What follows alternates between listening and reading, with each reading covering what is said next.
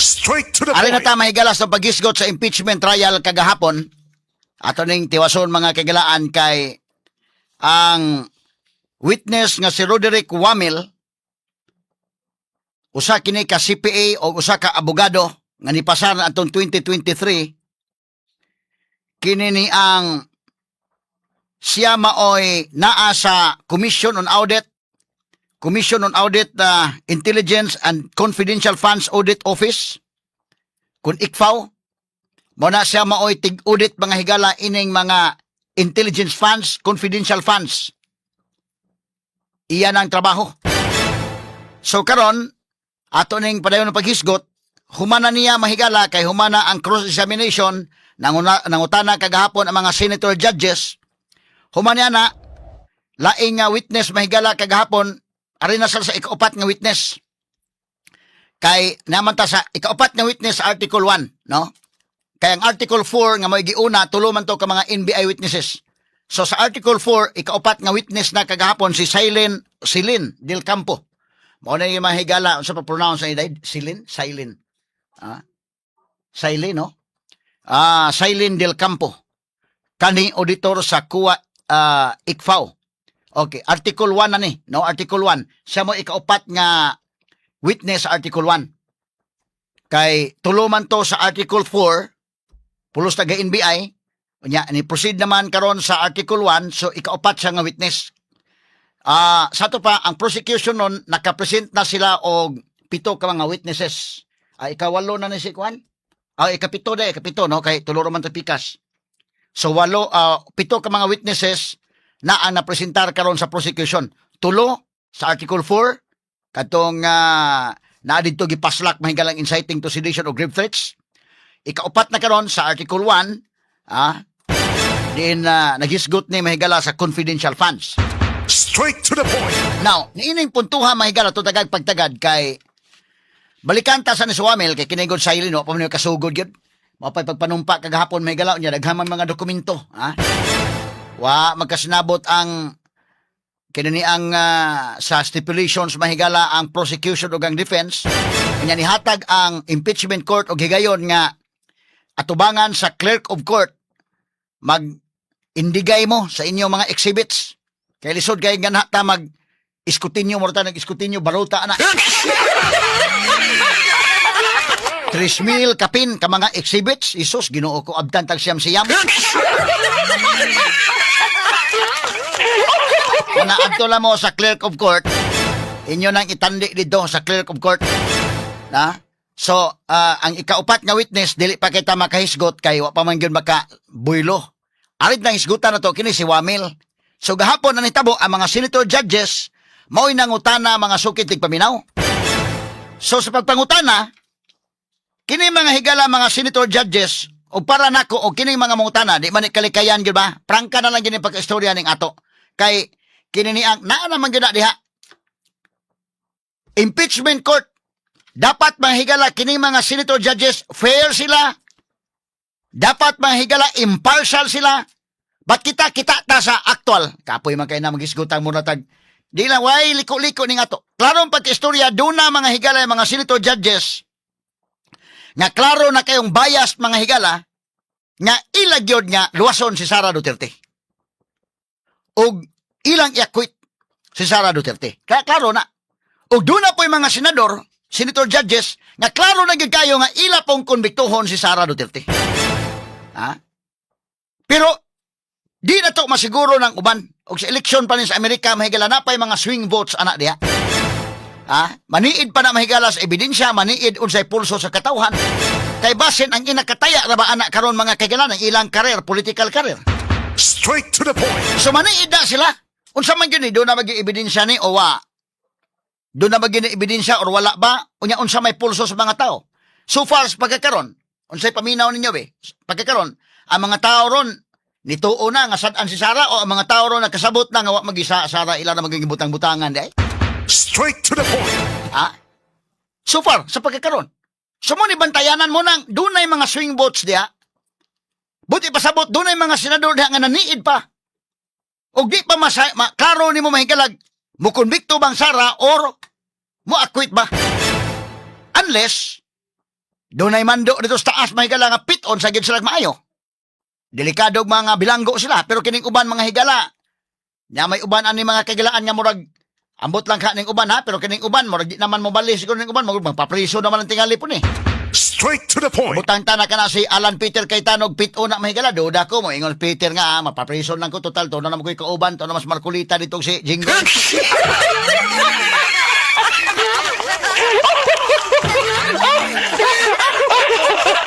O basil pag naapoy mo uban mo ingon niya di ko papriso nundog kong cheese og ni kwan Joey. Ato lang na agi katawa mahigala. Pero sa pagkakaroon, tinuray lang, kini mga senator judges, naniid yun sila. Nga naman, ikaw, ang imong karir mismo, nakataya, ang imong political career, pataka ka nag-decide haron. Nga di makauyon ang kinabag-ang mga tao sa imong desisyon, paksit yung kaya nagsunod eleksyon. Straight to the point. Muna nga, careful sila. Pero, inig-comment na, inigpangutana na, may bawaan mo sa pinangutanaan. Pero doon na po yung mangutana nga, very fair yun mangutana. Now, prangkay pag-istorya og mupalag ang mga senador, mga higala, ining mga witnesses nga ipresentar. Majority black o minority black. Wala unta na sa pagkakaroon kay nga guta sa impeachment court gud sila. Pero di malikayan nga naa magina mga higala nang kuana. Klaro-klaro ba lang di man tayo isod ba kay na magisgot ang higala ko liko-liko na. Doon na ginay majority black, minority black. Kay kini mga higala impeachment sui generis man nga impeachment court.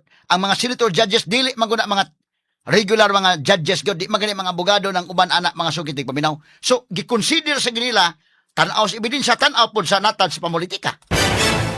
Mao gini mahitabo. So tan-aw ra gud. Ato obserbahan pinangutanaan sa mga justices kini mga justices kini senator judges, justices naman. Na atong obserbahan kung ang senator judges gani mga higala sa minority black may mo comment. Medyo negative mga higala labot sa witness o sa prosecution makasabot tagamay. Saan tama nga kontrapartido mo kuna makana tayo na malis ba. Wana mingon ka nga si Pia Cayetano mingon dapat magtrabaho kayo prosecution. Ayusin yung trabaho ninyo. Ana, medyo kwan siya nga tanawa na lecturean hino ng prosecution pero sa pikas bahin makaingon sad ka nga kontrapartido man god. No? Minority black man sila. Pero kung mga senator judges gani nga naa sa majority black nga maoy mo palag na medyo dako nang butang nga pamalandungan sa prosecution wala kagwanta ni mga senator judges sa majority black nga makatingog na gyud una ako balikon lang gamay di pa kong proceed sa karon katong kang Tulfo di ba ito lalim senator judge ka mga higala nga mo ingon sa Tulfo mo tindog dito mga kagilan ingnon itong witness ninyo sablay ito.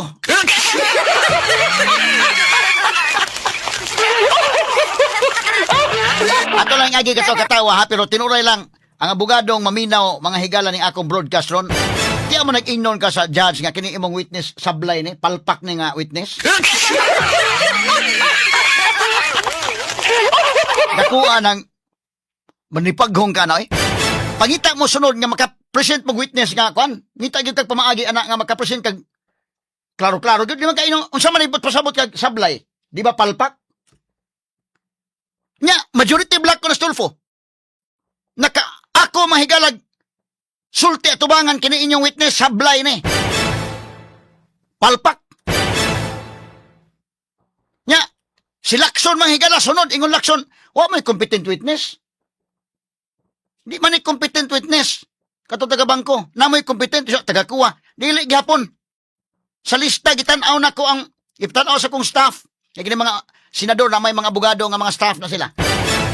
Itanaw sa kong staff gimong lista ng competent witness on confidential funds nga mga matters. Ya karon wala po kagwanta Lacson kagahapon mga higala bida. Ano man kining gos Lacson medyo bisa sakit siguro ang dughan Lacson dahil nga hunahuna imo gunang kon imong tamakan ang imong knowledge na PNP chief guna Lacson kanadto. PMER mahigala naka-training gawa sa nasod labi na on matters mga kagilaan sa intelligence. Dalang kasagmuyo katong nga Lacson mahigala pa ingon mo competent witness nagol man to suggestion niya pangita mo kuan na po mo iduga. Gahapon mahigala bida. Naay mga puntos Lacson na technical to mga puntong Lacson kagahapon which is substantial kayo nga ang prosecution ato dapat ilag itong kuno na kay Senator Judge gunang niingon niya majority black pa gyud. Day pangutan ng laksyon ay nga dunay punto gid mga higala kay matters of confidential funds makaaning atong giimbestigar. So nangutana siya sa witness labot may gila sa mga top secret. Ato babati na ko ninyo ang kwan para maklaro to sa mo netong basihanan sa discussion non. Proceed ko no names Kana. Within 2 minutes. Thereafter, Mr. Senator Presiding Judge Padilla. What is your level or security clearance level? Top secret being the highest, access sa documents saka information, restricted being the lowest. Meron ka ba security clearance na na-grant o na-issue para sa'yo? Wala naman. Well, you know, I assume na mataas yung security clearance mo kasi ang hinawakan mo, ino-audit mo. Boss, tanawal ko ang demeanor sa witness town. Inusinti ka siya nga, mula sa nakon ba?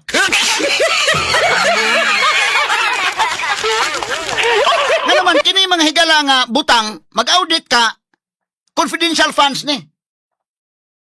Dunay top secret mga higala ani. Di ni basta-basta, ang US mga kigalaan, dako ka na sa budget mga kigalaan sa lang CIA. Dako ng budget CIA. Pero kanang mga CIA mga kigalaan, grabe ang top secret anak nila. Di na basta-basta divulge mo na mga ngan, ano ang mga ibuyang-yang na nang mga ngan diha. Tanawang demeanor sa witness. Mura siyang nalibog sa, mura siyang nabungol bakas pangutan ng laksyon. O,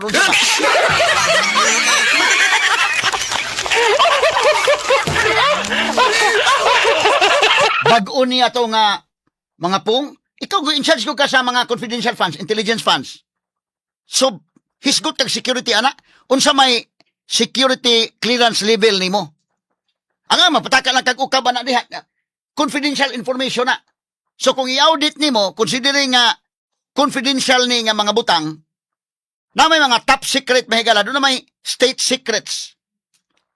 Labi na mga kigalaan, kini mga military matters, police matters, kiningin ano yung mga higala nga mga nigamit og intelligence funds, confidential funds.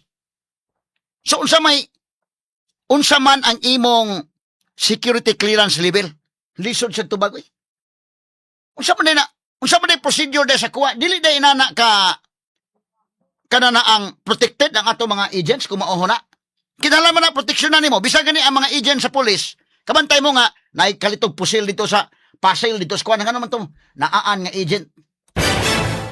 Muna nga, aan na kanyang agent ha, labi nag drugs na karon agent ka dito, sudsud ka sa bias drug lord niya.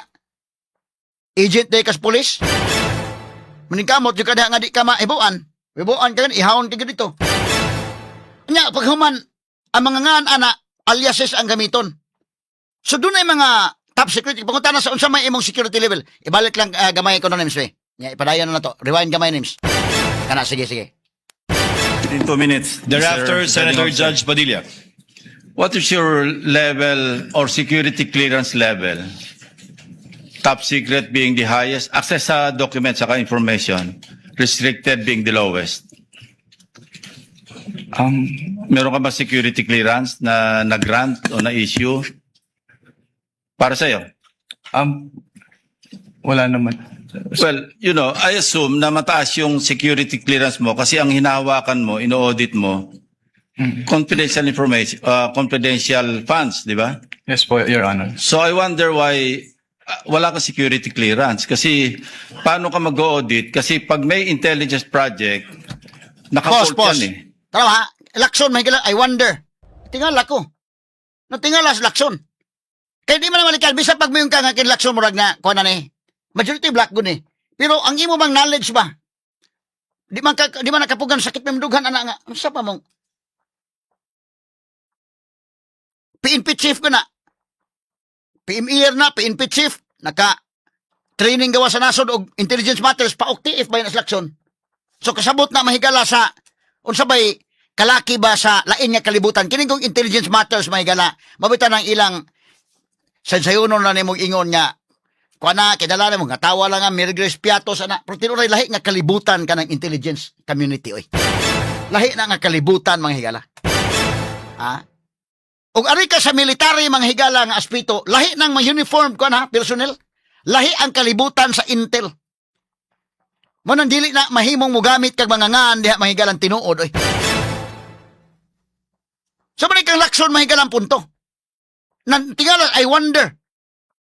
Siya mismo na tingala siya. Tingala ko nimo. No? Okay, proceed ko dong. Atong paminagtiwas dong. Lahat ng aliases, yun ang nakalabas. Pero yung tunay na identities corresponding to the aliases, nakabolt. Pag declassified na, terminated na yung program, yung activity o yung project, intelligence project, pwede na ilabas yun kasi declassified na yun. So kung wala kang security clearance, paano ma-access? Yung tulad na sinabi ni Senator Subiri, quarterly, nagpapadala sa Senate President, Speaker of the House, ng intelligence and confidence, paano ginastos? Kasi may oversight powers kami, di ba? So, paano ka makakapag-audit properly kung hindi mo alam yung nature ng intelligence project or operation? Kaya kanina tinatanong ko, yung bang evidence of success per activity, ano ba, after surveillance report? And mind you, you cannot call it successful kung negative yung surveillance. Wala nakita eh. Pero gumastos ng pera yon. So would you consider that another topic as a success or evidence of success, maski negative yung resulta ng intelligence information gathering, operation or activity, or yung after surveillance report? So kung walang result, negative, hindi successful?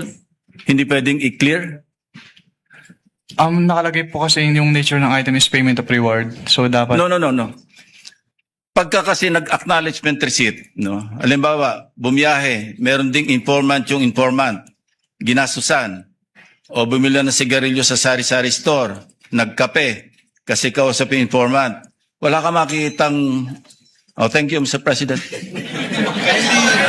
Kindly wind up, Senator Lacson. Pati ako nabitin eh. Let me just respond na lang. We'll wait for your answer. Ay, sorry po. Pwedeng ko ulit. Ulitin ko hindi lahat ng after surveillance report successful. Negative wala nakita, pero gumastos. Oh. Hindi lahat ng intelligence gathering information successful. Kasi negative. Pero may gastos yun. How would you classify that? Evidence of success ba yun o hindi? These are practical questions, Kasi galing ako dyan, kaya alam ko yung kalakaran. Pause. Wag ka po kung sanction. Kasi galing ako dyan Gikan ko diha, ako ng kalibutan kani adto. Straight to the point. Wag ka po kung sanction. Kasi galing ako dyan. Sabot siya ng intelligence kuan. Lisod po, tamakan ni mong maayo imong knowledge po ba? Tamakan ni mong imong nebuan. So, naging pangutana siya mga kakilala. Saan man na? So, confidential funds ko na ang imong gi-audit. Ang amag magbuyang-yang lang na diha sa kuwa. Ay, inig-submit na yung mga volts anak nga nakabutang. Dili ni mo na basta-basta mga kakilala nga nakabuyang-yang na mga ngaan din Bisag mga aliases na, dili gihapon na basta-basta nga nakabuyang-yang because kinabuhi ang nasa likod anak. Straight to the point. So niya, ang success, unsa man, padalitan mapalpak ang operation, pero ni gasto man. Unsa man imo nang iingon nga, unsa may pag-classify nimo kay mo na sakto man tong kang laksyon nga, kanang kong intelligence gathering man kay gilaan. Di mo na basta-basta god. Ang magsabot mo, mag-istorya mo dito, pulos ko mo pagkaroon ingnon, kabantay mo bisa pa gani mga higalag, bisa ka na mo ari ang presidente, mga kailan mo, bisa ka dito, Vice President Binay, nibisita na ko dito sa mong stasyon, DYHP. Pagbisita, tingala lang ka, a day before, kung daghang mga intel nga, kung na uban, manilhig dos daplin, kung kasabot na kung daan nga kini, pasumangil silhig ning uban, Ang mga part na sa kwan, gisusi na mong stasyon din, ba, isampulan ko lang mo ba? Kanang mga nanilhig di silhig diya, gakaon-kaon ko na daplin, may baon mo na nga, kining nga bag-o panhin, kalit na nagpanilhig dire ka namin bisita, ugma. Presidente karon mo are.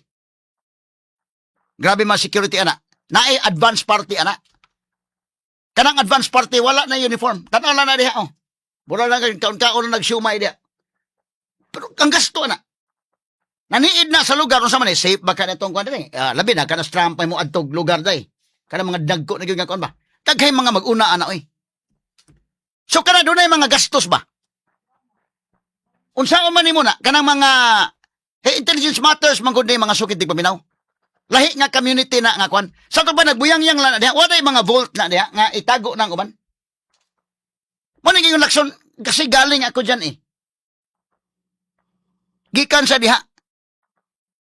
So gipangutana sa unsa may top secret, unsa may imong security clearance level. Ang top secret mo highest, restricted mo ay lowest. Kaya doon na may mga classified info, bisa gani ka na mga, kung sa man nga information, doon na may mga terminologies anang gamiton, may higala sa kwan. Class A na nga information. Or kanang murag kwan lang. Intelligence report lang mahigala nga. Murag hungihong lang, inana.